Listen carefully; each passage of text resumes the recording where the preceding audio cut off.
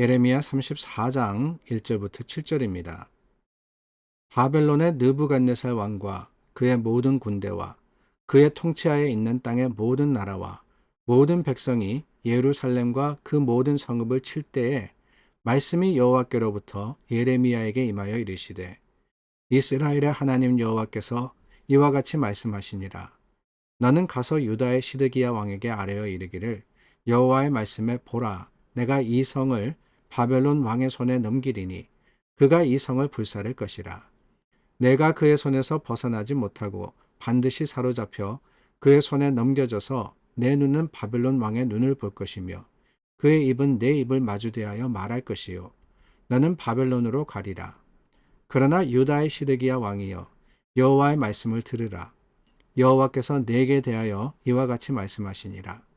내가 칼에 죽지 아니하고 평안히 죽을 것이며 사람이 너보다 먼저 있은 내 조상들 곧 선왕들에게 분향하던 것 같이 내게 분향하며 너를 위하여 애통하기를 슬프다 주여 하리니 이는 내가 말하였음이라.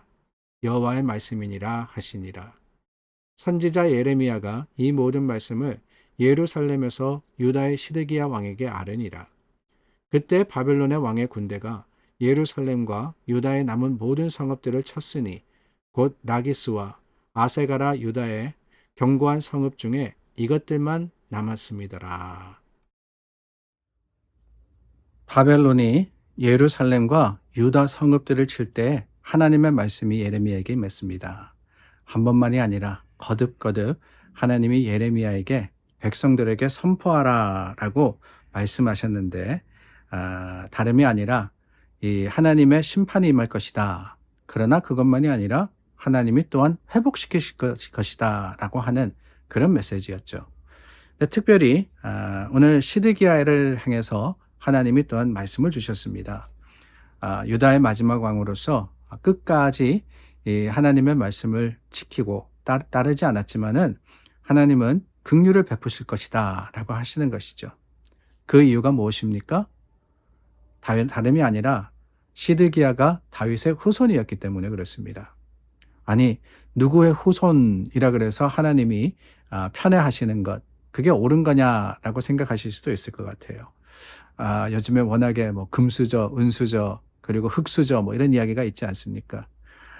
태어나는 것에 따라서 우리가 이 참 삶이 결정된다라고 하는 것에 대한 어쩌면 큰 반발이 우리에게 있기 때문에 말씀을 들을 때도 그런 생각을 하지 않을까 하는 염려가 생깁니다. 그러나 여러분, 하나님이 말씀하시는 것은 다윗의 후손이기 때문에 다윗의 자손이기 때문에 단순히 그것만이 아니라 하나님의 약속에 대한 그 하나님의 약속과 선포가 틀림이 없고 변하지 않는다라는 사실을 우리에게 보여주시는 증거인 겁니다. 단순하게 이 가문이 하나님이 그냥 지킴으로 인해서 잘 보존되었다 이게 아니고요. 뭐냐?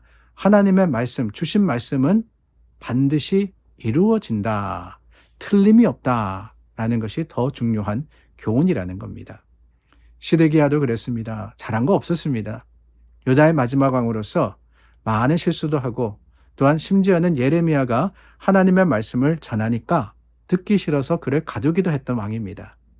그러나 그럼에도 불구하고 하나님이 그에게 칼에 죽지 않고 평안히 죽을 것이다 라고 예언을 하시고 또한 하라고 하신 말씀이 있었죠. 그 말씀이 오늘 이 장의 주제인데 다름이 아닙니다. 회개하는 마음으로 개혁적인 조치를 취해라 라고 하십니다. 어떤 개혁이냐? 예루살렘에 있는 모든 백성과 언약하여서 자유를 선포하라고 하시는 거예요. 그 내용이 9절 말씀에 나옵니다. 히브리 남녀 노비를 놓아 자유롭게 하고 동족 유다인을 종으로 삼지 못하게 하라 라고 하신 것이지요. 여러분, 사실 이 말씀은 이미 하나님께서 모세와 그 백성들에게 참 선포하신 말씀입니다. 하나님께서 율법을 세우실 때 이스라엘에게 지켜야 하는 일들을 가르쳐 주실 때 같은 동족을 가지고 노비를 삼지 마라 라고 명령을 하셨습니다. 아니, 상황 속에서 노비를 삼더라도 어떻게 하라 그랬습니까? 7년째는 놓아주라 라고 하셨습니다. 희년을 선포하고 회복을 선포하라. 안식을 선포하라고 하신 것이 하나님의 명령인데 뭐냐? 시드기야는 그 말씀 속에서 하기는 합니다. 오늘 말씀 본문에 보니까 시드기야가 행하지 않은 것은 아니었어요. 그러나 그 말씀이 뭐라고 합니까? 놓아주고 보니까 불편합니다. 힘듭니다. 그래서 다시 놓아줬던 노예를 구속했더라라고 하는 것이 오늘 말씀에 드러나고 있지 않습니까? 왜 그랬느냐? 다른 게 아니죠. 하나님의 말씀과 선포가 있을 때 그것을 가지고 행하려고는 했습니다. 동족들을 놓아주고 하나님의 말씀대로 행하자라고 하니까 그 개혁적인 조치를 따르기는 합니다. 어쩌면은 어떤 사람들은 마지못해서 그러시기도 하고 어떤 사람들은 순간적인 감동으로 말미암아 그래 이게 하나님의 뜻이지 우리가 그래야지 라고 생각해서 행했을 수도 있습니다. 그러나 여러분 그 순간이 지나가니까 어떤 마음이 더 강하게 들어오느냐 아깝다는 생각이 들었던 게 아닌가 하는 생각이 들어요. 노예 지금은 우리가 잘 이해를 못하지만은 그 당시만 하더라도 큰 부의 상징이었고 재물이었습니다. 이 노예를 사고 파는 것을 통해 가지고 부를 축적하기도 합니다. 근데 그러다 보니까 개혁적인 조치 앞에서 행하기는 행했지만은 아까운 생각이 들 수밖에 없는 거예요. 물질에 대한 안타까움과 또한 욕심이 스물스물 올라온 겁니다. 그래서 어떻게 하느냐? 말씀대로 행한 것이 영원하지 못하고 오히려 다시 실패하게 되는 것이죠. 여러분, 노예에 대한 이야기를 했지만은 어디 그뿐이겠습니까? 우리가 세상에 대한 마음과 가지고 있는 생각도 그렇지 않나 하는 생각이 들 때가 있어요. 세상적인 것을 붙잡을 수 없음을 알고 그것을 놓을 때 우리에게 평안이 임합니다. 더 나아가서 세상적인 것을 붙들 수 있음에도 불구하고 말씀을 더 소중하게 여겨서 남을 위해서 그것을 사용하고 또한 내 자신이 세상의 욕심을 가지지 않고 하나님의 말씀으로 평안을 얻기도 합니다. 그런데 여러분 중요한 건 뭐냐? 그런 마음이 들 때 그 순간이 중요한 게 아니라 그 이후가 아닌가 하는 생각이 들어요. 신앙이라는 것이 그렇지 않습니까? 우리가 하나님을 믿었습니다. 예수님을 고백합니다. 그러므로 구원받았습니다. 그 순간 의롭게 됨을 받은 구원의 순간이 얼마나 감격스럽고 얼마나 놀랍습니까? 그런데 여러분 그게 다가 아니잖아요. 구원받은 자는 구원받은 삶을 살아야 하는데 그것을 우리가 뭐라고 부른다고 했죠? sanctification, 거룩해진다, 성화의 과정이다 라고 하지 않았습니까?